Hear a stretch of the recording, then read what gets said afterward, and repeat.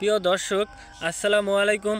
আপনারা সবাই কেমন আছেন? তো বন্ধুরা, যে দেখতে পাচ্ছেন আমাদের গ্রামের কৃষকেরা কীভাবে অল্প খরচে বাড়ির আশেপাশে এই যে এরকমভাবে ফুলকপি চাষ করে। বন্ধুরা, আপনারাও কিন্তু খুবই সহজ উপায়ে কিন্তু বাড়ির আশেপাশে কিন্তু এই ফুলকপিগুলো চাষ করতে পারেন। বন্ধুরা, এই ফুলকপি চাষে কিন্তু তেমন কোনো খরচ নেই, খুবই অল্প খরচে চাইলে কিন্তু বাড়ির আশেপাশে এই ফুলকপিগুলো চাষ করতে পারেন। বন্ধুরা, এই ফুলকপি চাষের জন্য বন্ধুরা অবশ্যই প্রতি জমিতে এই ফুলকপির বীজগুলো আপনাকে রোপণ করতে হবে।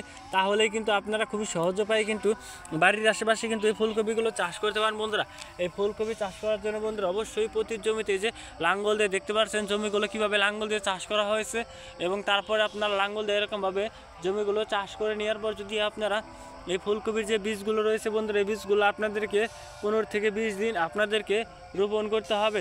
এবং তারপর এই ফুলকপি চারা হওয়ার পর এই চারাগুলো আপনারা এই যে জমিতে এরকমভাবে সুন্দর করে আপনারা সিরিয়াল মতো আপনারা রোপণ করে দিবেন।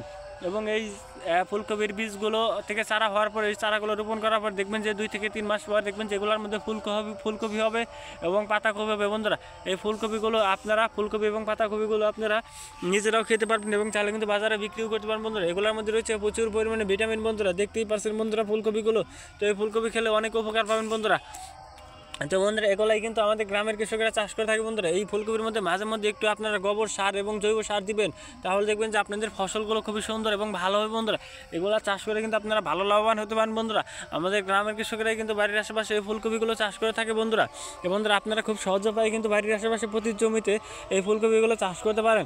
তো বন্ধুরা, যদি আমাদের এই ভিডিওটি ভালো লেগে থাকে তাহলে বন্ধুরা অবশ্যই আমাদের এই ভিডিওতে একটি লাইক করবেন এবং কমেন্টে আপনাদের মতামত জানাবেন। ধন্যবাদ আপনাদের সবাইকে। আসসালামু আলাইকুম।